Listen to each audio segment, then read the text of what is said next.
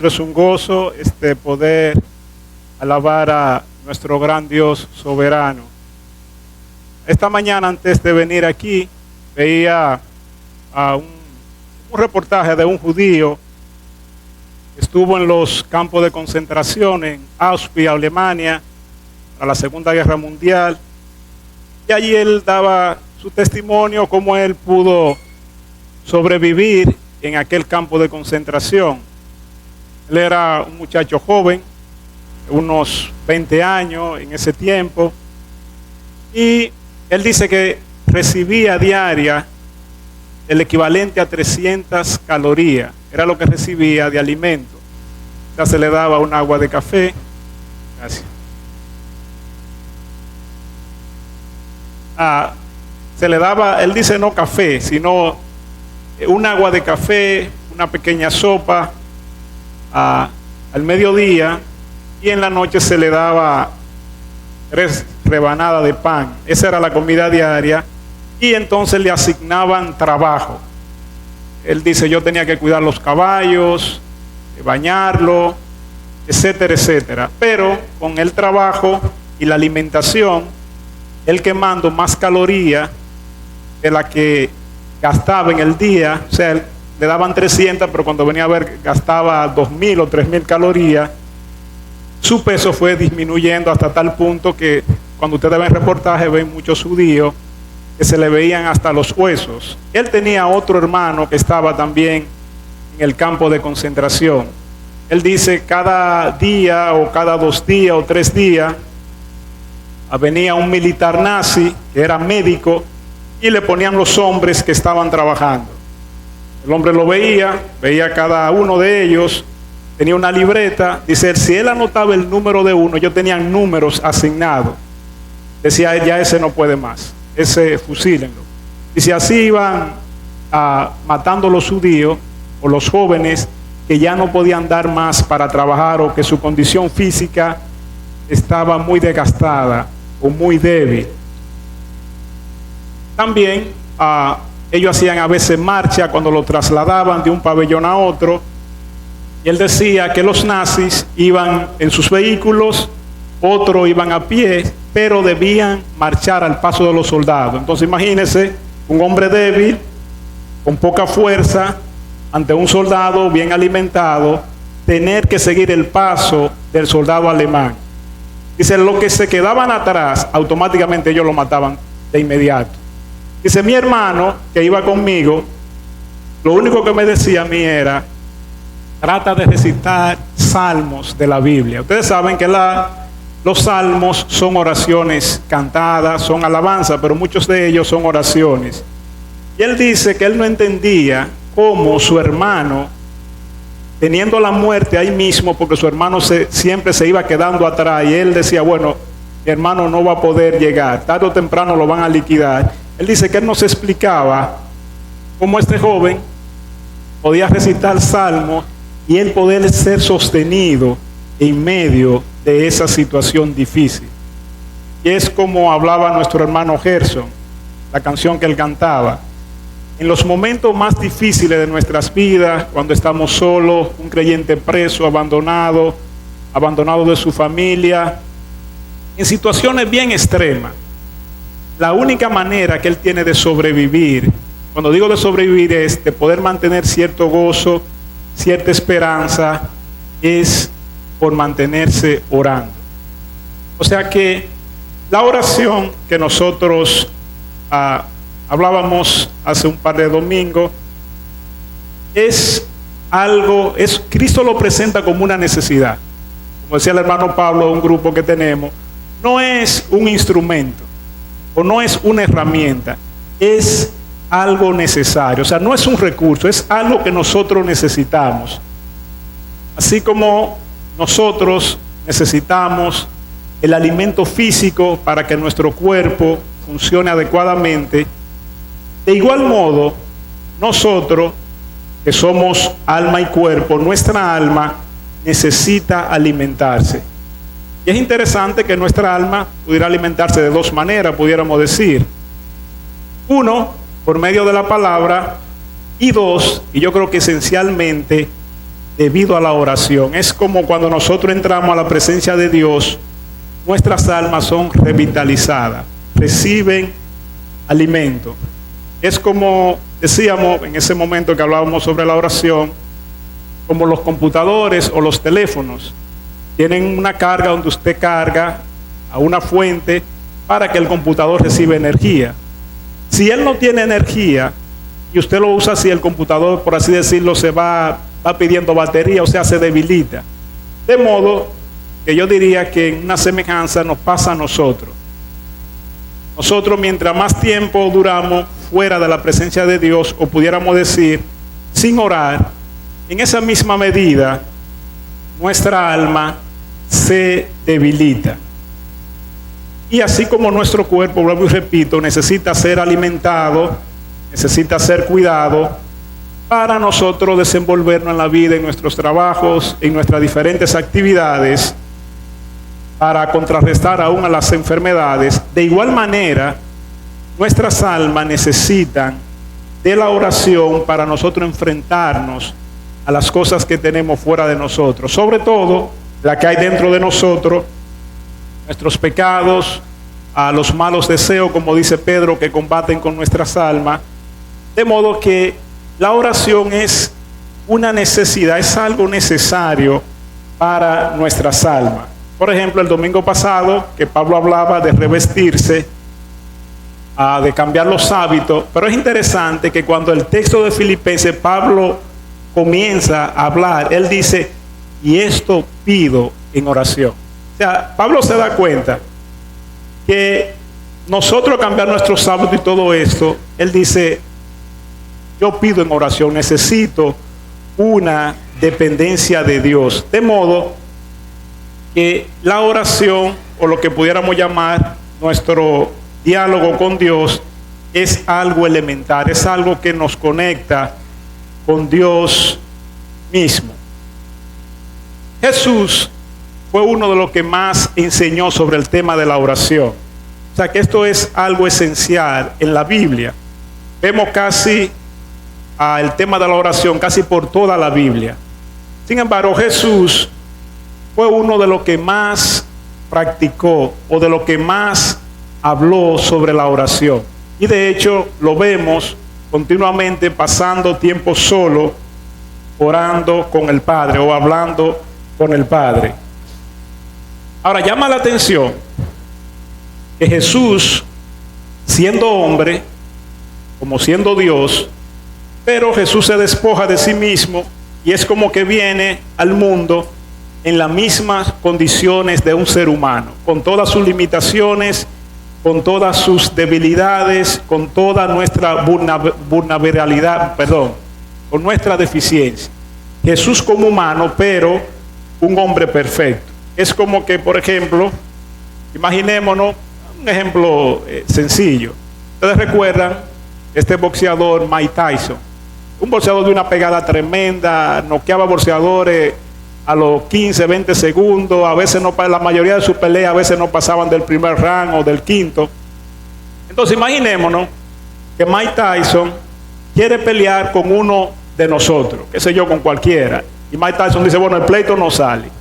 Yo me voy a poner al mismo nivel de la persona, voy a bajar el peso, todo, y entonces me voy a enfrentar a él. Cuando Cristo se despoja de sí mismo, por así decirlo, de ser, no de dejar de ser Dios, sino de venir aquí como un ser humano que le daba hambre, le daba sed, se cansaba. Cristo, viendo el poder de las tinieblas, viendo al diablo, viendo las tentaciones, viendo a los enemigos, entonces él se dedicó mucho a la oración. O sea, él sabía que sus luchas aquí, sus batallas, la ganaría sobre todo en el campo de la oración. O sea que dependía mucho de Dios. No dice que sacaba tiempo para orar. Ahora yo pregunto, si Cristo siendo Dios, siendo perfecto y sin pecado, practicó este deber o no este deber, esta necesidad, él se vio que necesitaba de esto, ¿qué será nosotros? Que somos pecadores, que somos débiles, rodeados de un mundo como el que conocemos. O sea que aún nosotros necesitamos más de la oración, porque si aquel era perfecto, Cristo y lo hizo y necesitó, cuanto más nosotros. Pero a pesar de nosotros conocer todo eso, uno se pregunta, pero ¿por qué nosotros somos como tan adversos a practicar o a orar o a dialogar con Dios? Cristo lo presenta en la parábola del juez y la viuda como una necesidad. Y a mí me llama la atención la forma como el Señor Jesús lo presenta, que tiene que traer una motivación tan fuerte para que nosotros oremos, que Él lo presenta como algo necesario.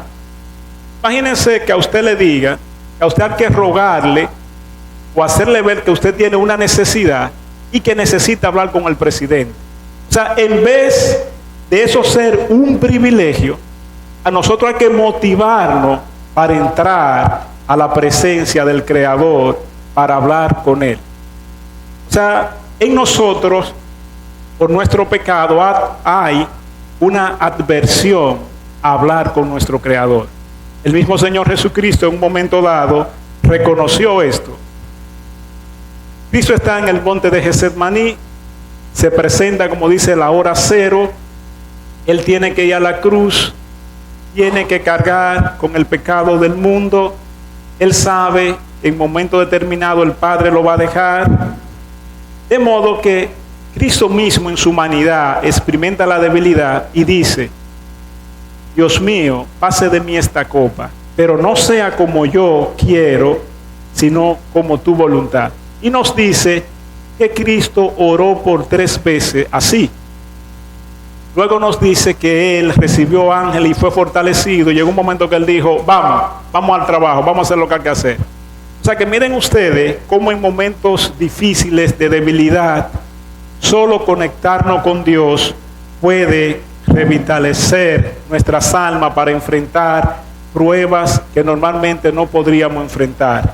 Entonces, en ese mismo contexto, Cristo le dice a sus discípulos que como que le ayuden velando, y lo encuentra durmiendo. Y Cristo reconoce esto: el espíritu a la verdad está dispuesto, pero nuestra carne es débil. O sea, nuestra carne soy yo mismo. En mí hay una oposición a dialogar con el Creador del universo. Repito, la oración no es más que un diálogo entre Dios y un hombre, o entre un hombre y Dios. De modo que el principal obstáculo que tenemos para nosotros ir a la presencia de Dios, hablar con Él, es nuestro propio pecado, o yo mismo. Yo no quiero hablar con el Creador. Ahora bien, el texto que vamos a considerar hoy se encuentra en Lucas capítulo 11, el verso 1. Ese es el texto que vamos a considerar. En la iglesia, a veces, hay hermanos, por así decirlo, antes de entrar al texto, que no parecen hacer nada. O sea, bueno, el hermano fulano no está en el ministerio de la predicación, no está en el ministerio de música, o en el ministerio de teatro, o qué sé yo, en el ministerio de visitación, o el ministerio... O sea, la iglesia tiene diferentes ministerios. Y hay personas, hay hermanos que no están involucrados en ninguno de ellos. Y a veces uno puede decir, pero este hermano no hace nada en la iglesia, no ayuda en nada. Pero, por medio de la oración, es uno de los aspectos en los cuales nosotros más podemos ayudar a la iglesia, ayudar a nuestro hermano. Solo que esto no se ve mucho. Por ejemplo, en Romanos 15:30 dice Pablo: quiero que me ayudéis orando por mí. O sea, es como Pablo Thompson se va a Cuba a trabajar allá, Gerson se va a Cuba, yo no tengo cómo ayudarlo. Quizá si él necesita algo allá, yo estoy aquí, pero nosotros sí podemos ayudarlo. En la manera en que Pablo ruega a los romanos que le ayuden, nosotros podemos ayudar orando. O sea que aunque uno no tenga ningún ministerio en la iglesia, sí podemos ayudar al hermano que está enfermo orando por él, sí podemos ayudar al hermano que trabaja orando por él, sí podemos ayudar a los hermanos que están en los diferentes ministerios orando por ellos. O sea que no solamente la oración me hace bien a mí, sino que también nos ayuda a nosotros a ayudar a otros hermanos mediante la oración. Ahora vayamos a Lucas capítulo 11 y el verso 1.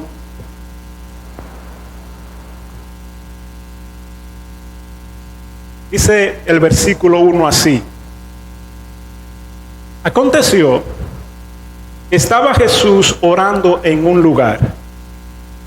Cuando terminó, uno de sus discípulos le dijo: Señor, enséñanos a orar como también Juan enseñó a sus discípulos.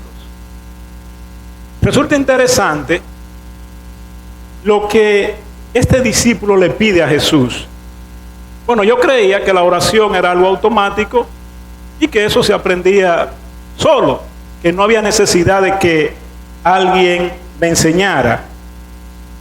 Todos los idiomas y los niños, cuando empiezan a hablar, normalmente nosotros aprendemos por imitación. Puede ser que una persona no sepa leer ni escribir, pero sí puede hablar. Y nosotros aprendemos a hablar por imitación, o sea, viendo otros hablar. La oración no es más que uno dialogar con nuestro Dios, y parece ser, a la luz de este texto, que esto se aprende. O sea que esto no es un asunto automático, que uno no viene a la iglesia, se convierte y automáticamente uno, por así decirlo, sabe orar. No decimos que uno no pueda hablar, pero al punto que queremos es, o la pregunta que yo me hago es, ¿por qué este discípulo judío de Cristo le pide a él que le enseñe a orar? Uno dirá, pero esto parece extraño en un judío. Nosotros sabemos que los judíos, la herencia, por así decirlo, de la ley, miles de años educado en la ley, uno supone que este hombre debía de saber orar. O sea, son años. Es como si a un dominicano le preguntaran del béisbol y él diga, no, yo no sé cómo se juega eso, yo veo que ellos cogen un palo, pero... O sea, imagínese un dominicano en España o en Argentina, que son países futboleros, y que un argentino le pregunte a un dominicano, ¿y cómo que se juega eso del béisbol? Y él diga, no, yo no sé cómo es, yo veo que ellos cogen un palo, pero como que no sé, no entiendo. Por ejemplo, me decía un amigo haitiano, profesor en el colegio, dice, yo veo jugando béisbol, pero yo no entiendo cómo es eso, que dan la bola, que van allí, que corren aquí. Dice, yo la verdad que no comprendo eso. Al punto que quiero señalarle es que no era posible que un judío no supiera cómo orar, o que él se diera cuenta que él no estaba orando posiblemente como Dios requería. Eso llama fuertemente la atención. Yo me quedo pensando, pero es que los judíos, desde niño, eran educados en todas estas cosas. O sea, eran cosas esenciales que un discípulo debía de saber. O sea que la oración requiere que yo aprenda a dialogar con Dios. O sea, que yo sepa comunicarme con Dios, que yo pueda hablar con Él. O sea, que no es que yo venga y... No. Si yo requiero cierto aprendizaje para hablar con otro ser humano, mucho más con Dios, que es creador, que es un abismo inmenso, infinito, entre el conocimiento de Dios y entre lo que yo soy, un ser humano finito. El escenario es el siguiente. Cristo está orando. Parece ser que este discípulo ha escuchado a Cristo orar, pero nosotros suponemos que este discípulo, este judío, oraba. De hecho, vemos en la Biblia que los judíos oraban. Se habla de los fariseos, que hacían largas oraciones, habla de los que oraban en la sinagoga, de los que oraban en la calle, o sea que ellos practicaban la oración, pero posiblemente lo hacían de una manera incorrecta. Y parece ser que este discípulo, cuando escuchó a Jesús hablar o dialogar con Dios, que es lo mismo que orar, él quedó impresionado y dijo, pero ven acá, yo no sé orar. Entonces él le hace una petición a Cristo interesante. Él le dice, enséñame a orar o enséñanos a orar como también Juan enseñó a sus discípulos. O sea que en el seminario de Juan el Bautista, Juan había dado esta materia. Vamos a dar teología de la oración, que casi no la dan en ningún seminario. Si usted le pregunta a Sara, ¿te dieron teología de la oración? No sé. ¿Te dieron, Sara, esa materia sobre la oración? No se la dieron. Usted le pregunta a Pablo. O sea que en los seminarios no hablan mucho de eso, porque ellos entienden que eso es algo que uno lo sabe automático. Pero en el seminario de Juan el Bautista nos dice que Juan enseñó a sus discípulos a orar. De modo que este es el pedido que le hace este discípulo a Cristo: enséñanos a orar como también Juan enseñó a sus discípulos. Ahora, lo que yo no entiendo, o lo que yo me pregunto es, ¿pero por qué Jesús no había enseñado a su discípulo a orar? O sea, ¿Juan era mejor profesor que Cristo? No, pero ¿por qué no lo había enseñado? Bueno, podemos imaginar o suponer algunas cosas. O Jesús asumía que esto era algo que ellos debían de saber por el hecho de ser judío, o Jesús esperaba que ellos mismos se dieran cuenta que no estaban haciendo uso de la oración de una manera correcta. De modo que Jesús esperaba que este discípulo supiera orar. Miren lo que nos dice, para dar un ejemplo, Romanos, voy a ir a Romanos 3. Voy a leer el verso 1 y luego volveré para el 2. Dice, Romanos 3, una pregunta. ¿Qué ventaja tiene pues el judío? ¿O qué aprovecha la circuncisión? Y él contesta en el verso 2, mucho, en todas maneras. Primero, ciertamente que le ha sido confiada la palabra de Dios. O sea, Pablo se hace una pregunta contrastando al judío versus el gentil. Y él dice, no, el judío tiene una ventaja. Él le ha sido dada la ley. Él tiene el Antiguo Testamento. Y en todos esos capítulos o en todos esos libros del Antiguo Testamento se ven hombres orando. Jacob, Moisés, tenemos el libro de los Salmos. O sea que un judío debía saber orar adecuadamente como Dios demandaba. Dice el capítulo 2 de Romanos, el verso 17.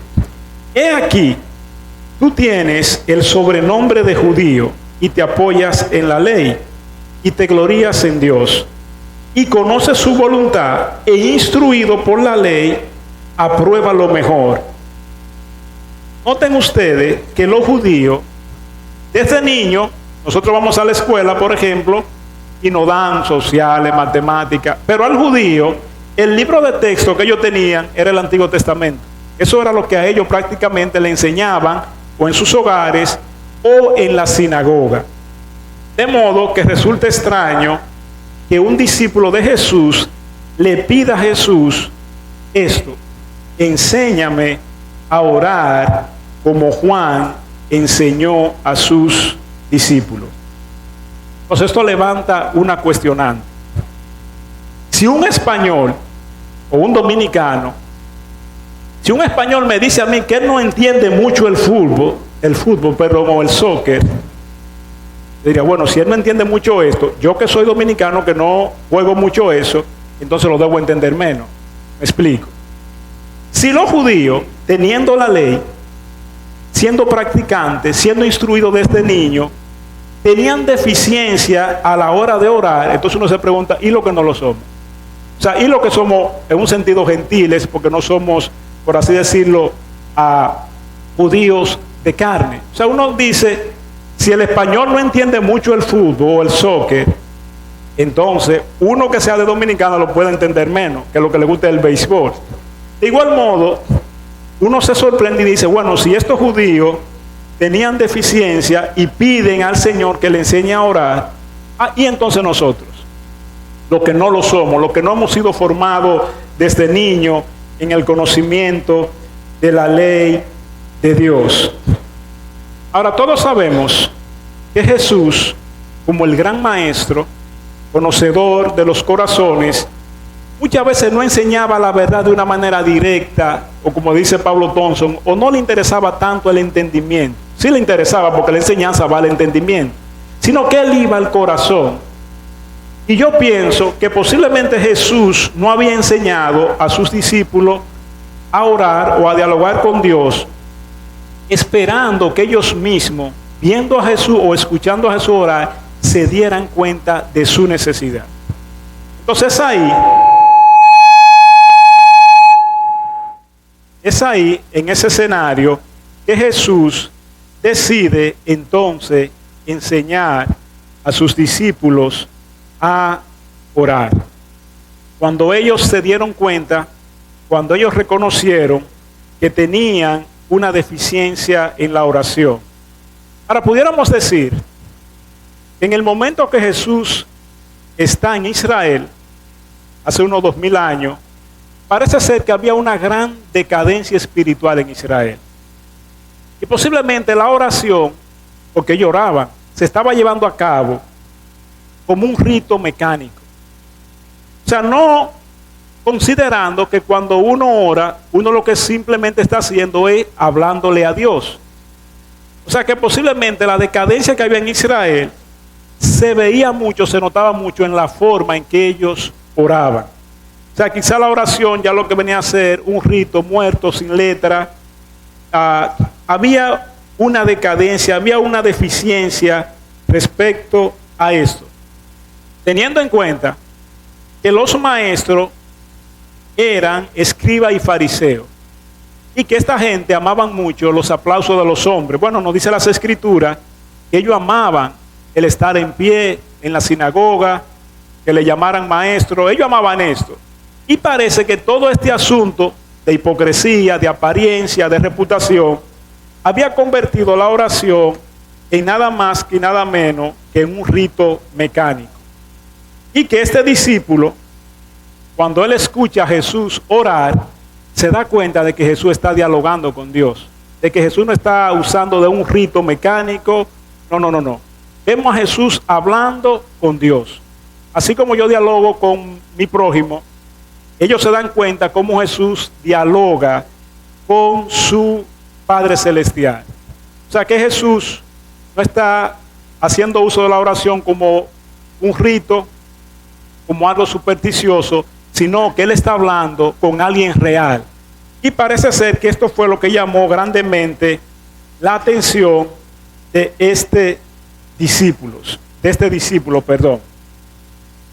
Ahora bien, nosotros los seres humanos nos identificamos mejor en nuestras relaciones cuando hablamos con nuestro prójimo si el otro es afine con nuestros propios intereses.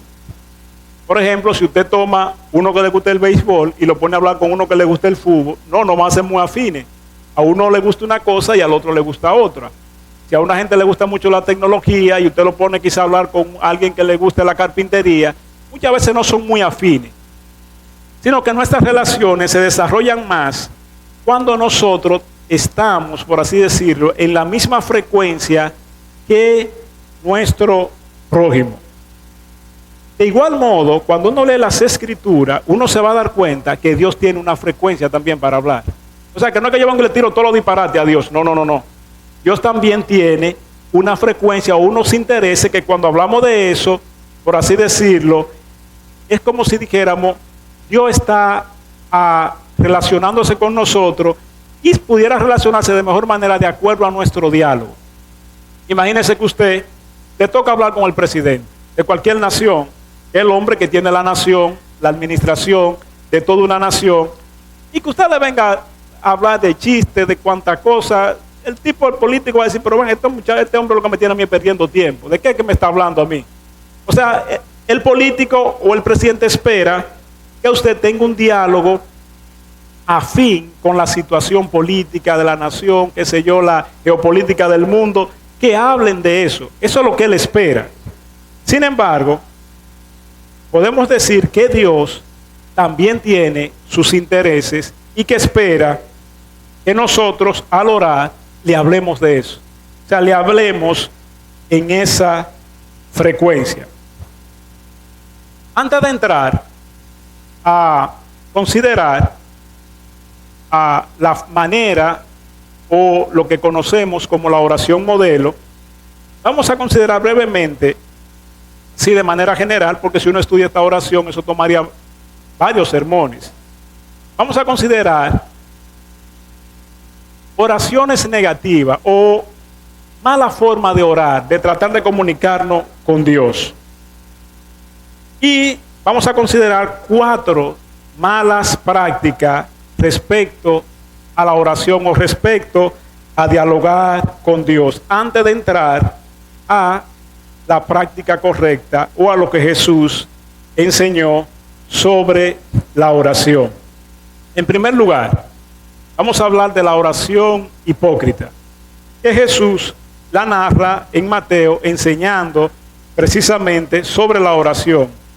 En Mateo capítulo 6 y el verso 5 dice Jesús lo siguiente, enseñando sobre la oración. Y cuando ores, no sea como los hipócritas, porque ellos aman el orar en pie en las sinagogas y en las esquinas de las calles, para ser visto de los hombres. De cierto os digo que ya tienen su recompensa. En primer lugar, en Israel, la oración era algo que se practicaba, por así decirlo, cotidianamente. O sea, que usted podía ver personas, o los maestros, escribas, fariseos, orando de manera pública en las calles. Pero además, en la sinagoga, que eran, por así decirlo, una especie de, como nosotros tenemos, como tenemos el templo, se le pedía a cualquier persona que orara, y dicha persona debía ponerse en pie y debía de orar. Pero Jesús detecta algo negativo en esta forma de orar. Él dice, cuídate de la hipocresía. En otro sentido, pudiera parecer una persona que tenga buena dicción para orar, buenas palabras, pero lo que está detrás de él es su reputación piadosa o religiosa. Él lo que quiere es ser aplaudido por los hombres. De manera que cuando uno le escucha orar, uno dice, wow, este es un hombre impresionante, como este hombre ora, mira cómo se dirige a Dios. Pero Dios, que mira el corazón, puede estar mirando que este lo que quiere es no tanto comunicarse con Dios, sino impresionar a la multitud que está ahí. O sea, que le alaben y le digan, wow, tú eres un hombre que sabe hablar con Dios. Entonces Cristo dice, cuídate de la apariencia, cuídate de tu querer orar procurando más el elogio de los hombres que tú comunicarte con Dios. O sea que esta sería una oración de apariencia. Cristo dice, debemos cuidarnos de eso, de querer hablar con Dios, pero no tanto hablar con Dios, sino de impresionar a nuestros hermanos. Cuídate de eso. Una segunda parte, estoy hablando de manera así general, negativa en la oración, serían las palabrerías, que él también la narra ahí mismo en Mateo capítulo 6, el verso 7, dice, una nota, Jesús no está condenando la oración pública, porque luego él dice, tú entra en tu aposento y ora en público. Pero nosotros reconocemos y vemos a Jesús orando públicamente delante de las personas. Porque uno pudiera caer a un extremo y decir, parece que Jesús está condenando la oración en público. Y eso no es lo que él está condenando. Lo que él está condenando es la hipocresía a la hora de una persona orar. Dice el verso 7, en segundo lugar, las palabrerías. Dice, y orando, no uséis vanas repeticiones como los gentiles que piensan que por su palabrería serán oídos. La palabrería consiste muchas veces en repetir mucho una petición pensando que de esa manera nosotros vamos a obtener lo pedido. Recuerden que Cristo no está condenando que uno repita una oración. Me explico. Cuando Cristo está en el monte orando en Getsemaní, nos dice que Él 3 veces oró por lo mismo. Padre, si es posible, pasa de mí esta copa, pero no sea como yo, sino como tú. O sea, que Cristo aquí no está condenando que una persona pueda orar por una misma petición y repetirla varias veces. Muchas veces cuando el corazón de uno está cargado por algo, uno tiende a repetir eso delante de Dios. O sea que eso no es lo que Jesús está condenando, sino que lo que Él está viendo de forma incorrecta al orar es cuando una persona piensa que por repetir muchas veces una petición ante Dios, Dios va a contestar. Cristo dice, no. Cuídate de la palabrería. Por ejemplo, una palabrería moderna dentro del pueblo de Dios, pudiéramos decir, es lo siguiente. Es una frase que muchas veces se usa de la siguiente manera. Decláralo. Como si diciendo decláralo, Dios va a actuar y te va a sanar, en caso si fuera una enfermedad. Ahora, yo no sé hasta dónde llega la ignorancia de nosotros o de lo que hacen tales prácticas. Uno dice, bueno, pero ¿será que no ha leído la Escritura? Entonces yo digo, déjame investigar esta frase, declara, ¿qué significa? ¿O qué es? ¿O dónde en la Biblia aparece esta frase? Y es interesante que hay 2 profetas que usan mucho esta frase de declarar. La usa mucho Isaías y la usa mucho el profeta Jeremías. Vamos a ver un ejemplo en el caso de Jeremías usando la palabra de declarar. En Jeremías 51, el profeta dice lo siguiente. Voy a leer voy a leer un versículo para como contextualizar sobre al punto que él quiere llegar. Dice el verso 15. Él es el que hizo la tierra con su poder, el que afirmó el mundo con su sabiduría y extendió los cielos con su inteligencia. Esa frase, extendió los cielos, es muy frecuentada en el libro de Jeremías y también en Isaías. Parece que la extensión de los cielos, la expansión, eso es algo tremendo. Para nosotros resultaría infinito. Bueno, para dar un caso, existen millones de galaxias. Nosotros estamos en una que se llama la Vía Láctea, que se cree que tiene, por así decirlo, una distancia de unos 300,000 kilómetros luz. O sea, si uno empieza a viajar, tendría que durar años y años viajando a la velocidad de la luz. Y se va a morir, no va a llegar. Entonces, el profeta está hablando y inicia con esta frase. Habla del poder de Dios. Ahora uno se pregunta, ¿pero por qué? Miren lo que dice el verso 24. Y pagaré a Babilonia y a todos los moradores de Caldea todo el mal que ellos hicieron en Sión delante de vuestros ojos, dice Jehová. Verso 26. Y nadie tomará de ti piedra para esquina, ni piedra para cimiento, porque perpetuo asolamiento será, ha dicho Jehová. Esa frase, ha dicho Jehová, en la Biblia de las Américas dice, Jehová ha declarado. O sea, yo os declaro. Alzar bandera en la tierra, tocar trompeta en las naciones, preparar pueblo contra ella, juntar contra ella. El contexto es el siguiente. Dios ha dicho que Babilonia iba a ser destruida. Pero en ese momento Babilonia era la máxima potencia del mundo.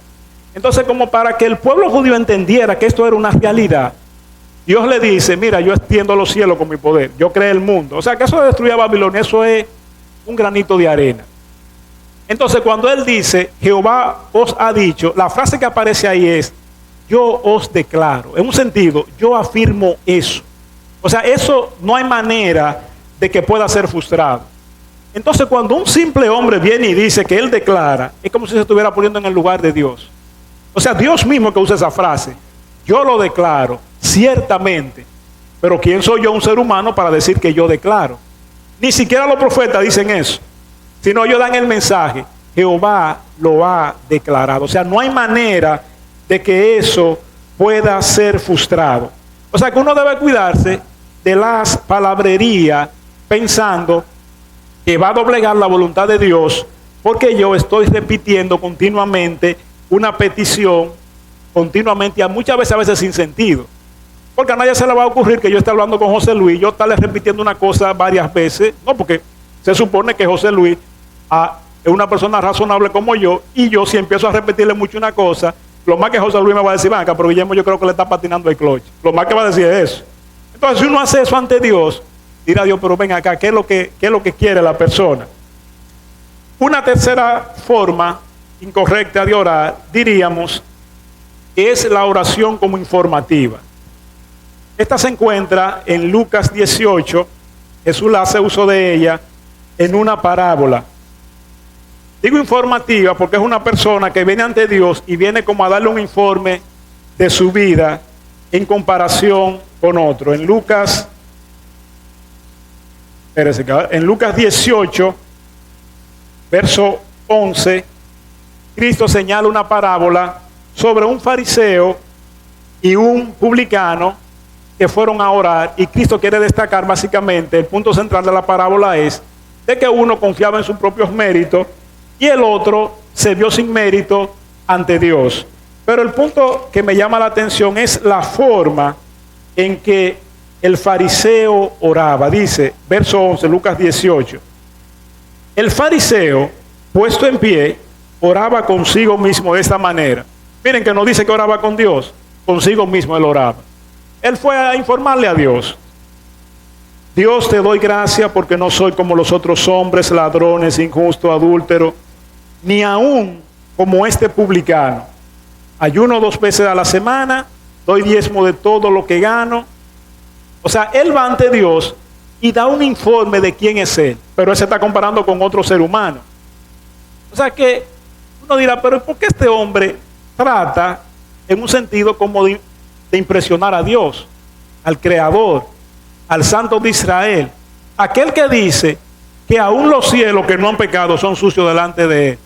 Cuanto más nosotros que somos de labios inmundos. O sea que uno debe cuidarse al orar de tratar de ir como a informar a Dios y dar como un reporte de mi vida ante Dios, comparándome con otro. O sea, uno dice: pero es ridículo que una persona trate de impresionar al Creador. No hay manera de que yo pueda impresionar a nuestro Dios. Ahí hay un reportaje que a veces uno dice: bueno, yo no sé si creerlo o no. Pero el asunto es que en términos de tecnología, creo que la Google, no sé qué compañía de esta millonaria, tiene una computadora cuántica. Una cosa impresionante. Entonces imaginémonos por un momento un indio en una selva del Brasil, de Nueva Guinea, de una isla de esa, que de repente le llega una calculadora, que lo único que sabe es sumar, ni siquiera es científica, nada más sabe sumar, restar y dividir y sacar por ciento. Le llega una calculadora de esa. Y él se siente con esa calculadora, que es lo máximo en el mundo. A tal punto que él dice: yo quisiera que me lleven donde está la computadora cuántica esta, que le voy a enseñar este aparato que yo tengo. Se dirán los tipos de la computadora: pues este hombre está loco, ¿con qué es que nos va a impresionar? Y digo de impresionar, yo veía en el reportaje que el tipo decía, la persona decía, por ejemplo, que los chinos tienen posiblemente la computadora más rápida. Tiene como más de 200 procesadores. Yo no entiendo mucho de eso, pero yo lo que me imagino, que una computadora que cueste $3,000 o $4,000, si procesa un video en 4 horas, yo me imagino que la China lo hará como en 15 minutos, me imagino. O sea, por la capacidad que tiene. Pero lo que me llamó la atención de esto fue que el tipo decía que un proceso que la computadora cuántica esa le toma 2 minutos y medio hacer, si ese proceso se lo pusieran a hacer a la computadora china necesitaría 10,000 años para hacer el proceso de 2 minutos y pico. Y dije: bueno, yo no sé si creer esto o no. Entonces imagínense el tipo de la selva que va con una calculadora: yo quiero que me enseñe la computadora cuántica para yo enseñarle este aparato. No dirá: pues es como ridículo. De modo, hermanos, que sería ridículo uno tratar de uno impresionar a Dios hablando delante de Él. O sea, si nosotros ante seres humanos con cosas creadas, otro no nos puede impresionar, cuanto más un ser humano procurar impresionar a Dios.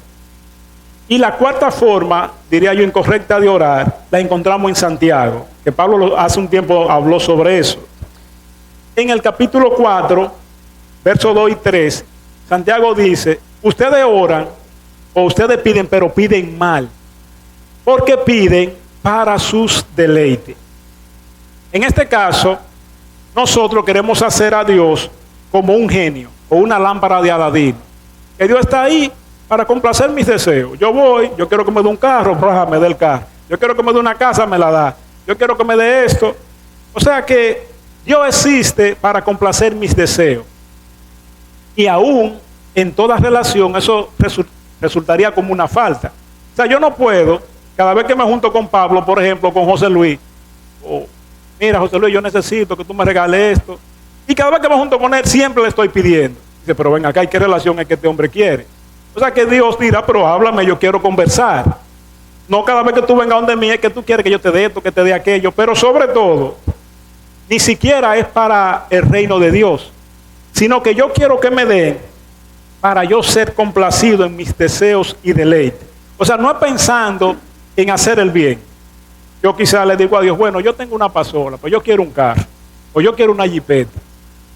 Pero yo la jipeta la quiero porque ya yo estoy cansado de montarme en concho, no quiero estar bromando con esos conchos. O sea que yo quiero el vehículo por mi propia comodidad. No decimos que sea malo usted desear un vehículo. Pero el punto es que es muy diferente que yo diga, bueno, yo quiero un vehículo y así yo traigo a mi familia a la iglesia, le puedo dar una bola a un hermano. O sea, como que son visiones diferentes, motivaciones diferentes. Pero en este caso, estos hermanos en la iglesia de Santiago, ellos oraban y lo que procuraban era sus propios deleites. No, yo quiero una jipeta porque yo veo que el hermano fulano tiene una, que él tiene otra y yo también quiero llegar a una jipeta y cuando yo llegue en una jipeta a la iglesia, los ojos tienen que ir hacia donde mí. O sea, una mala motivación.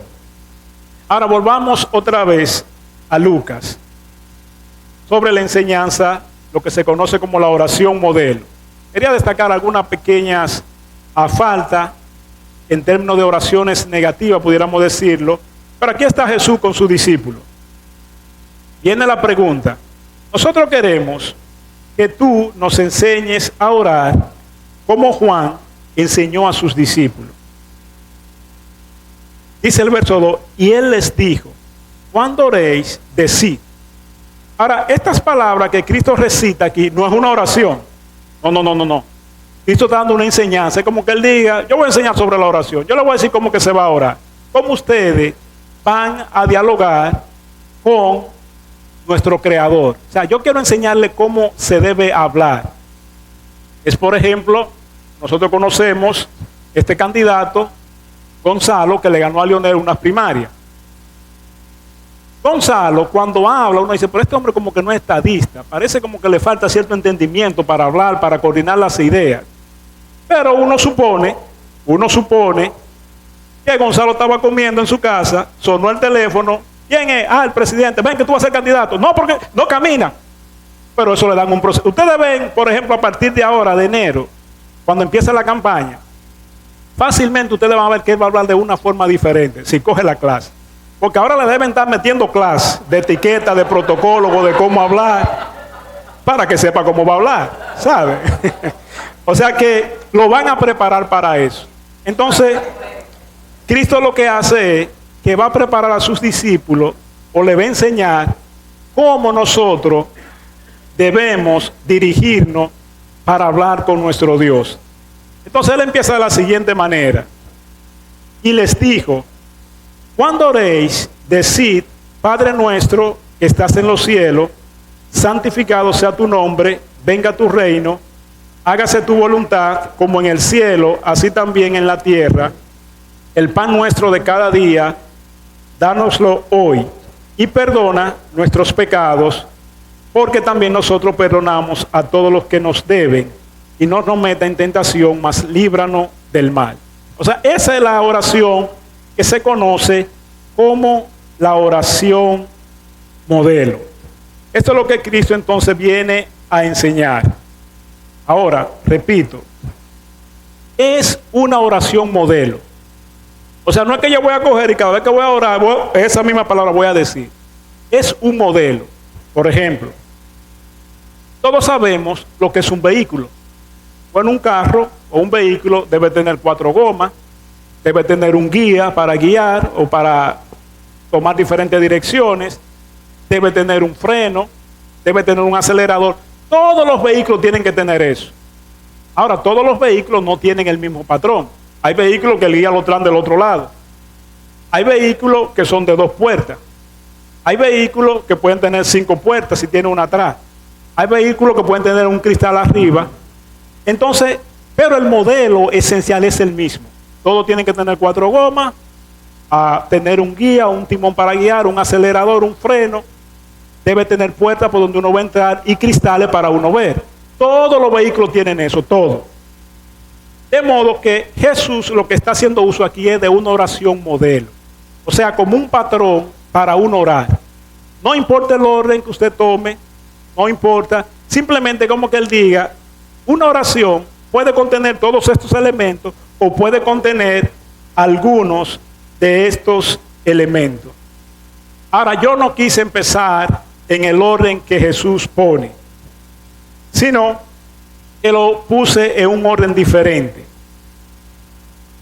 La primera que yo puse fue como si fuera por el prójimo, cuando él dice, perdona nuestras ofensas como nosotros perdonamos al otro.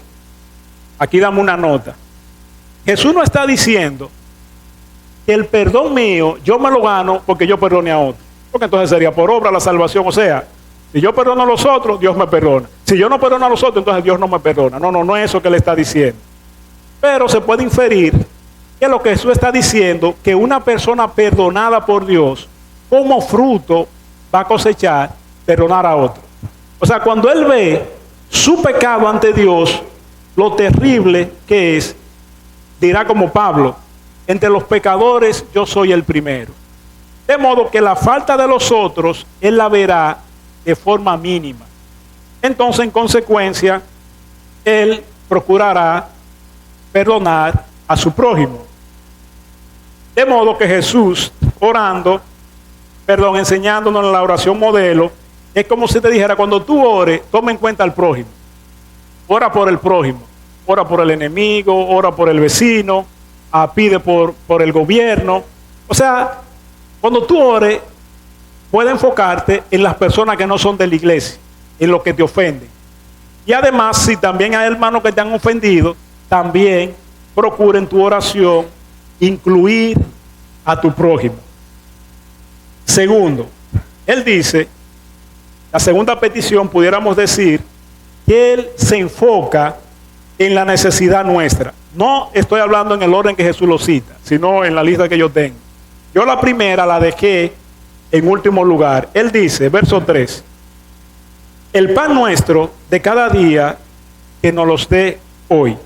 O sea, no solamente mi oración abarca asuntos del alma, sino que abarca necesidades físicas. Él dice, el pan que me lo dé hoy. Si nos vamos al tiempo de Jesús, en ese tiempo, por ejemplo, se usaba que el trabajador o el empleado trabajaba día por día. O sea, trabajó hoy, toma tu dinero. Entonces podemos ver que debía haber una gran insistencia en la oración, dame el pan hoy. Es como, por ejemplo, yo que vendo helado, entonces yo no tengo ni un peso en los bolsillos, pero voy a vender helado. Le digo, bueno, Dios, provéeme que no tengo un peso hoy, que la gente me compre cuando yo esté vendiendo. No es lo mismo que uno esté esperando el cheque que viene el 15, o que viene el 30, o el 25, qué sé yo. De modo que cuando ellos oran, danos el pan de hoy, es como que están orando, provéeme, Señor, para este día. Ahora, esto no está diciendo, no está mandando tampoco que yo no trabaje. Que yo me voy a sentar en mi casa, voy a pedir el pan y me quedo sentado ahí. No. Sino que la petición pudiera abarcar que Dios me provea los recursos, me provea el empleo para yo conseguir el pan de hoy. Pero además, la petición puede involucrar que Dios bendiga mis capacidades para yo trabajar, si yo soy ingeniero, sea en lo que sea que yo trabaje, si yo soy administrador, o sea, que Dios me capacite para realizar mi trabajo. O sea, que la petición se encarga de las necesidades físicas, que me provea techo, ropa, me provea salud. O sea, tiene que ver con que cuando yo ore, yo puedo incluir peticiones, por así decirlo, físicas, materiales. Otra que presenta a la vez son las necesidades del alma. Él dice, líbranos de tentación. Y la tentación tiene que ver entonces con nuestra alma. O sea, ser librado del enemigo, ser librado de las garras del diablo, ser librado de la garra del mundo. O sea, Dios que me proteja de mi propio pecado. O sea que en la oración que Jesús está enseñando, no tan solamente involucra mis necesidades físicas, sino que también involucra mis necesidades materiales. Ahora bien, nosotros, si uno se da cuenta, pasa como decía José Luis hace un tiempo, que nosotros estamos muy, pero muy enfocados en orar por las necesidades materiales. Que Dios le provea un empleo a un hermano, que Dios le provea de salud, que no estamos condenando eso. Pero decía José Luis, pero a veces uno no sabe cómo está el hermano espiritualmente.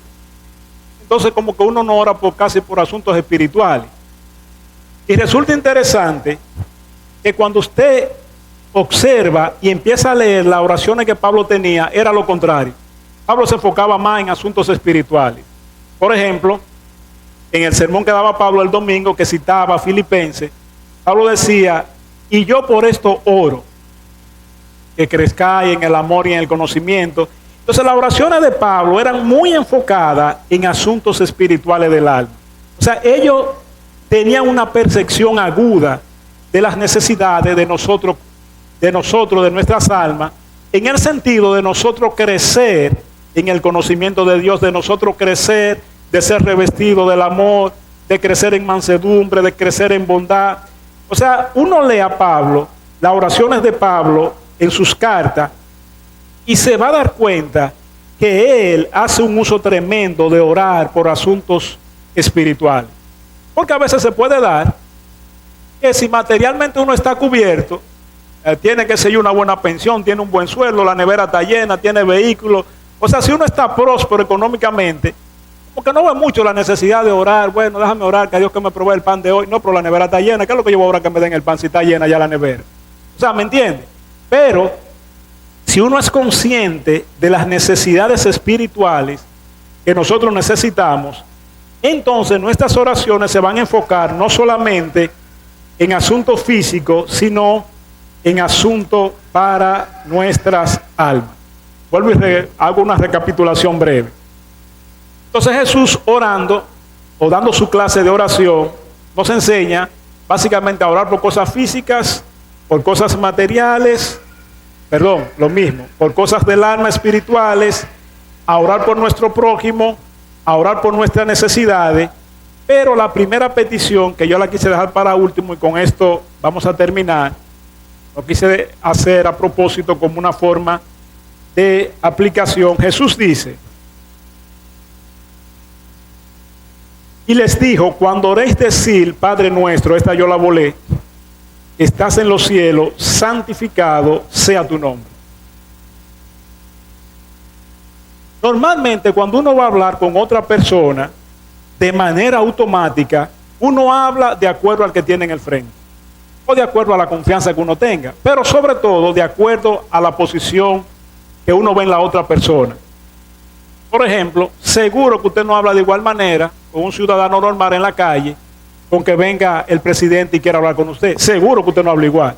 Si usted va a hablar con el presidente, usted modera su vocabulario, o qué sé yo, si va a hablar con un general de la policía. O sea, dependiendo con quién usted vaya a hablar, usted regula su diálogo o se cuida. Entonces Cristo dice, santificado sea tu nombre. Mira, cuando tú te vayas a acercar a Dios, recuerda que tú no te estás acercando a cualquiera. Tú te estás acercando al Santo de Israel, aquel que está sobre todas las cosas, aquel que es el creador, aquel cuyo entendimiento no hay quien lo alcance, aquel que dice que todas las naciones delante de él son como menudo polvo. y que todos los seres humanos ante Él, si nos comparan en una balanza, no podemos moverla a la balanza. O sea que estamos hablando, estamos entrando a la presencia de uno que es puramente santo, que aún los cielos son sucios delante de sus ojos. O sea, toma cuidado cuando tú vas a entrar a orar. O sea, mantén eso en la mente. El sabio Salomón, en Eclesiastés 5:2, dijo las siguientes palabras. Déjame yo buscarlo, que no me aprendí mucho el texto para leérselo. Eclesiastés 5:2, miren estas palabras de Salomón.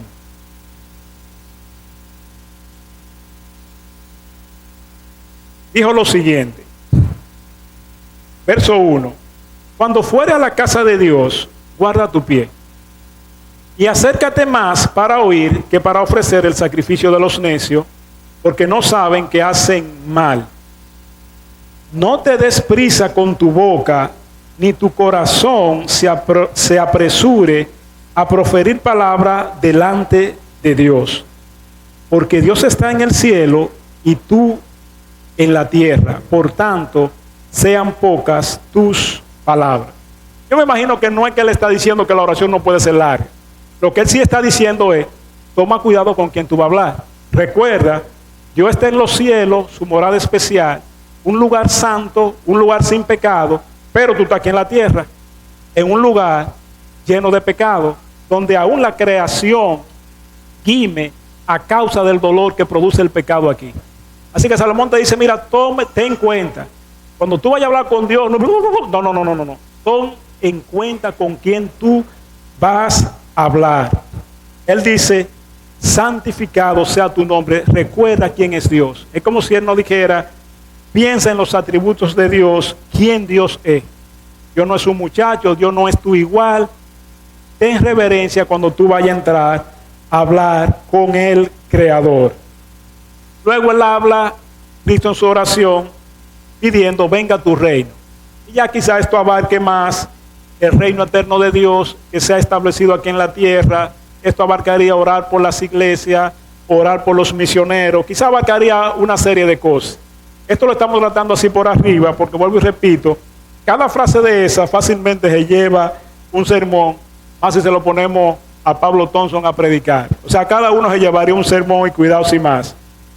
De modo que quizá esta petición de venga tu reino es orar por el reino de Dios aquí en la tierra, que sean completado el número de los escogidos, que Dios venga finalmente y establezca su reino en la nueva tierra y nuevo cielo.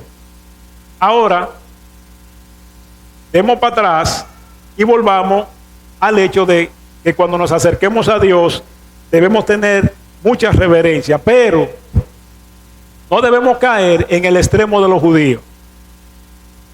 Cuando Cristo dice Padre nuestro, esta frase era muy poco común entre los judíos. Los judíos tenían tanto cuidado de acercarse a Dios que a veces el nombre no lo mencionaban por temor como a ofender. O sea, ellos veían a Dios muy bien, con toda su majestad, con todo su esplendor, pero no había una confianza para acercarse a Dios. Entonces, cuando Cristo usa esta palabra, Padre nuestro, es como si fuera la palabra papito. Es una palabra de confianza y de paternidad. Es como que nos diga a nosotros, mira, a pesar de Dios ser quien es, de que no podemos compararnos con Dios, Dios es un papito para nosotros. Cristo ha hecho posible que nosotros tengamos confianza para entrar a su misma presencia.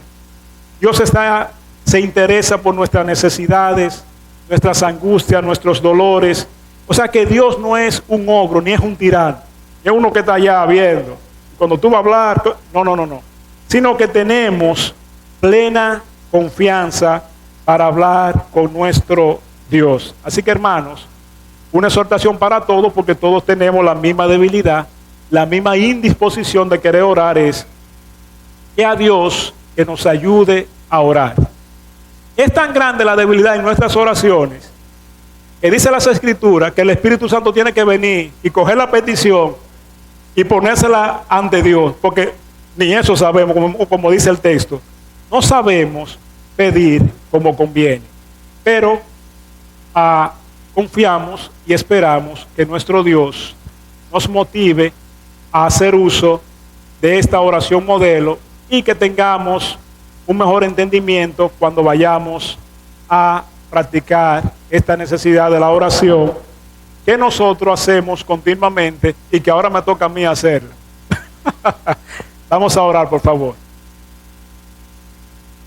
Padre de gloria, Creador de los cielos y de la tierra, nos acercamos en esta hora a tu santa y magnífica presencia, reconociendo, Señor, de que solamente tú eres santo, que a pesar de nosotros ser pecadores, Cristo, nuestro gran sumo sacerdote, intercede por nosotros.